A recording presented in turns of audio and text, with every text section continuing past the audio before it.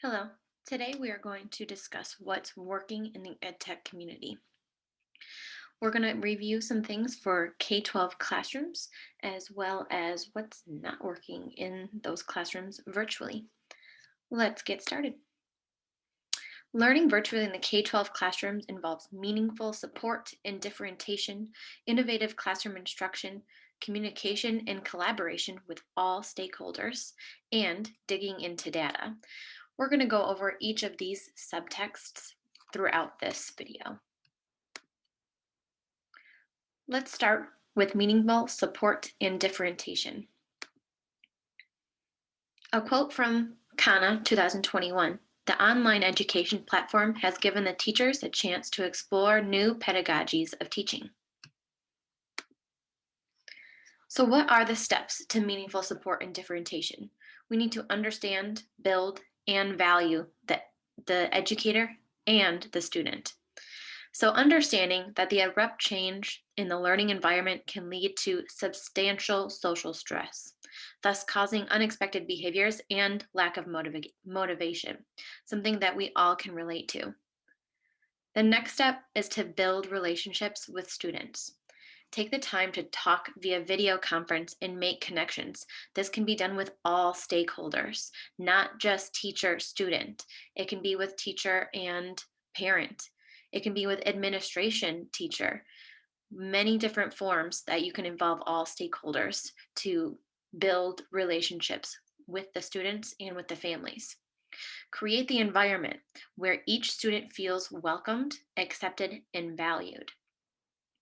For an example from Cohen Vargas, she explains that you can simply do this by logging into your Zoom meeting about 10 minutes before the class starts. Just a simple dialogue between you and your students can really build a relationship, and it can go far. Value the art of teaching, whether it's virtual or face to face. A lot of times we think virtual teaching means less work, or maybe we think it the opposite, depending on who you are. Fisher suggests there are far too many independent tasks, which causes even more distance between teachers and students. So they're suggesting maybe more synchronous time can be more meaningful and supportive for those students. Whereas we know differentiating for asynchronous work can also be more supportive for those students. So you have to really understand that build step to go to the value. Next, we're going to talk about innovative classroom instruction. A quote from Sharaf, 2019, meeting students' learning needs through creative and innovative teaching, learning, pedagogical processes is the goal of any educator. All of these steps that you see on this screen are from Sharaf 2019 and their engagement strategies. The first one we want to talk about is collaboration. Collaborating with students in discussions and encouraging peer-to-peer collaboration is an important feature to an engaged virtual learning dynamic. Let's dissect this. So Lisa is suggesting that collaborating with your students and allowing them to collaborate with each other will build a stronger community. Next, we have feedback. Giving students an opportunity to share their thoughts can provide valuable insight into how one educates and continues to grow professionally. This is a little focused on the teacher, but can also apply to an engagement strategy for the students. So when the teacher is allowing feedback from their students, K through 12, we are allowing them to grow. We're allowing ourselves to grow. What works for them, what's not working, and feedback beyond what's working, what's not working. Maybe it's feedback on how they are doing in that lesson. It's more than what they understand, it's how they feel. Next, we have discussions. Group 5 to 7 students for optimum active, deliberate peer discussions. This will allow for a natural, organic flow of students' dialogue. In Lisa's art journal, she suggests that the 5 to 7 groups of students is the best group for them to have an optimum discussion with each other on the subject. This can be in a video conference, it can be in a chat room, or it can be done, if possible, face to face if that's where you are. The dialogue that they have with each other should also be shared back whole group style so the teacher can evaluate how their discussion has gone. And lastly, we talk about the authenticity of engagement strategies. So, the true essence of teaching, according to Lisa Sharoff, is the one, active presence, where the teacher is actively showing themselves virtually. So this could be shown in a multitude of ways. It could be shown in virtual office hours, or when students are in private chat rooms or breakout rooms via Zoom, where the teacher is popping in and checking in on them. They're showing their active presence, like, I am here, ready to teach you. The second one is guiding those students. When you are actively presenting yourself as the teacher, as the educator, you want to guide those students and make sure their discussions are meaningful. Three is enhanced comprehension. So the teacher should be well informed of what the content is that they are teaching. And lastly, four, fostering proactive and student centered learning allows for the teacher and the students to be more engaged with what the lesson is that they're learning. So that when it is student centered, after those students come back to whole group in the discussion, they share what they discussed, what their ideas were, and so on. Next, we're going to talk about the communication and collaboration. So, all stakeholders are held accountable when communication and collaboration have been properly executed, properly being the key word here. So, there are four main parts I want to point out. Setting the scene is one of them.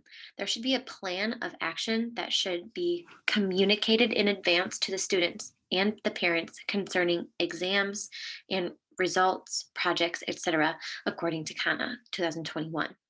Now, we are setting the scene as the educators, as those stakeholders in the students' education. So, we are the ones who are communicating those things and expectations for what the student should be doing.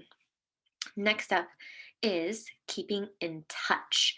So, we planted the seed by setting the scene. Now we need to keep in touch. Regular communication via announcements and class emails provides more guidance and keeps students on track for weekly expectations and course criteria that needs to be met, according to Sharoff 2019. This being said, we're planting the seed, we want it to grow. So we're keeping in touch with all the stakeholders. So if it is a lower elementary, those students aren't going to be looking for notifications or announcements, but you're keeping in touch with the parents who should be held accountable for relaying this message to them if the teacher can't do it one to one. We're watching that plant grow and we're overcoming the obstacles. According to Schiavio 2020. Though useful and helpful, it should be noted that online collaborations, dialogue, and open communication among students may not be enough when compared to the live presence of others.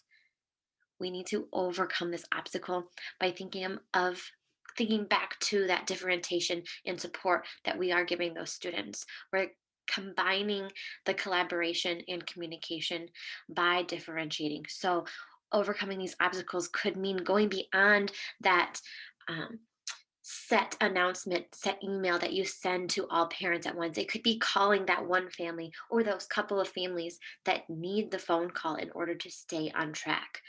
As educators, we're considering what each individual student needs to succeed, not just the whole group.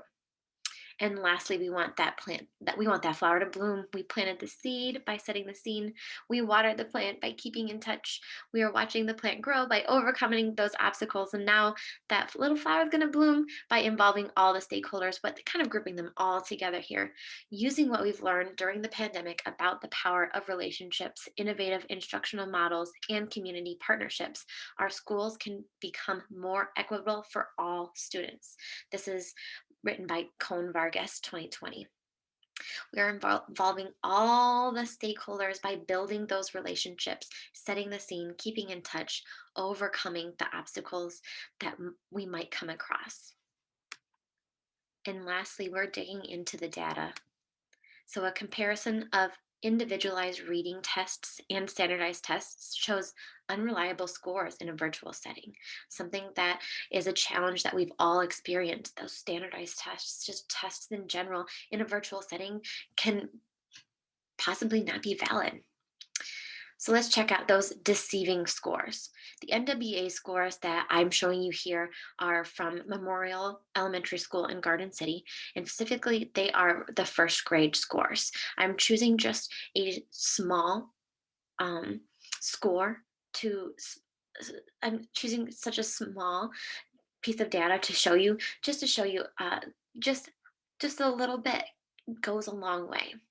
So these scores, these NWA scores, were administered in the fall of 2019 and as well in the fall of 2020. The comparison that you see here is that the fall 2019 scores were administered face to face. The fall 2020 scores were administered virtual.